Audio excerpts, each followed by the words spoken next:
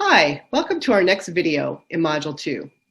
Our next task, which we'll cover in this video, will be to begin drafting our annual student outcome goals based on the priority data points we identified in the school data summary we just completed.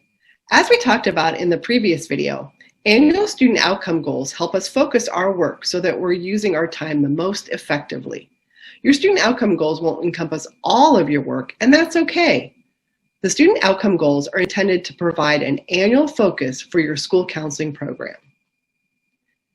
ASCA recommends school counseling programs have a minimum of 2 annual student outcome goals and no more than 4 goals. For our purposes, we'll work on identifying 2 annual student outcome goals. If you wish to identify more, you may do so. Note that Indiana's Gold Star Award may require 3 goals. As we begin, it's important to remember that student outcome goals focus on student achievement, attendance, and discipline data. But also know that it isn't necessary to have a goal for each type of data.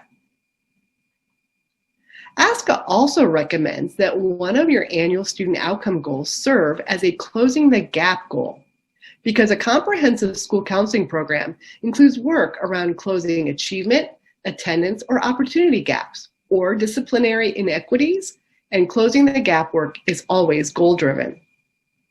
Closing the gap goals are more narrowly focused, targeting a particular subgroup of students or a gap among student groups. For example, a closing the gap student outcome goal might focus on reducing the number of girls in 6th grade with discipline referrals for physical fights, or increasing the reading level of economically disadvantaged 2nd graders. Because it's more efficient to have one of your annual student outcome goals do double duty and serve as a closing the gap goal, we will make one of our 2 annual student outcome goals a closing the gap goal. So where do we start? We'll start by looking at the school data summary we just completed. We'll especially look at the data points you identified and prioritized. These will help provide the basis for your goals. Make sure one of the data points identifies a gap for a narrow or specific group of students. If you didn't include one in your student data summary, you'll want to look once again at your data, disaggregated by various student groups. This will help you create a student outcome goal that does double duty as your closing the gap goal. We want to have just 2 goals for the year, one of which is a closing the gap goal.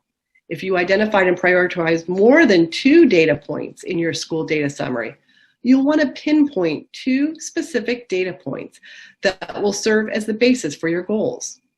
Know that you can still do work related to the other data points you may have identified in your school data summary, but they may not be the biggest focus of your work for the year.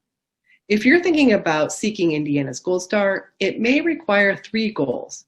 And if you so choose, you may have more than 2 goals. Just know that having too many goals can dilute your efforts. If you need to narrow down your data points to select 2 for your goals, you might start by thinking again about your program's vision for all students from Module 1. Your vision statement communicates your program's ultimate outcomes for students, and consider which of the data points would most impactfully align with your vision for students. Also, think again about your school's improvement plan goals that you looked at when completing your school data summary, and the areas you listed where the school counseling program might support the work of the school improvement plan.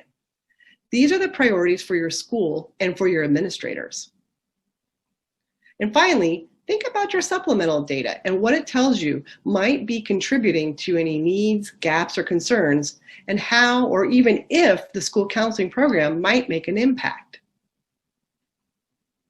Now that you've narrowed down your data points to just 2, one of which targets a gap for a narrow or specific group of students, these can serve as the basis for your student outcome goals.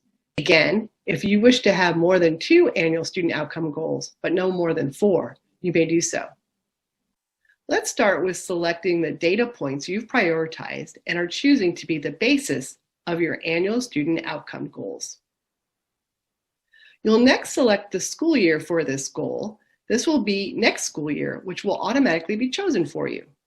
Then you'll indicate if this will serve as your closing the gap goal. Remember, one of your goals should be a closing the gap goal. Next, you'll type a brief description of the supplemental data you use to help dig deeper to consider possible causes. For example, the needs assessment you used or other survey, focus group information shared or gathered from teachers, parents, administrators. Your tasks to complete for selecting your priority data points that will become your annual student outcome goals are: select 2 data points that will be the basis for your annual student outcome goals. One of these should target a gap for a narrow or specific group of students and will serve as your closing the gap goal. If you want to select more than 2, but no more than 4 data points for goals, you may do so. Then, select the school year and indicate whether the selected data point will serve as the basis of your closing the gap goal. Describe the supplemental data you use to help dig deeper to consider possible causes for your chosen data points. Thanks for watching. In our next video, we'll work on converting our selected data points to SMART goals. As always, we're available for individual support through email, phone, text, or online with Zoom. If you need support, just reach out by calling or texting or by emailing me at kelly@inspiresuccess.org. And I'll stop there.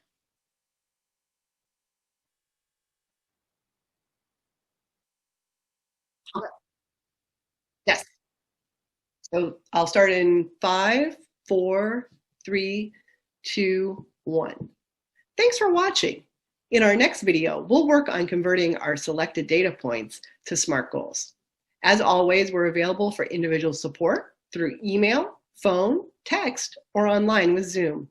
If you need support, just reach out by calling, texting, or emailing me at kelly@inspiresuccess.org.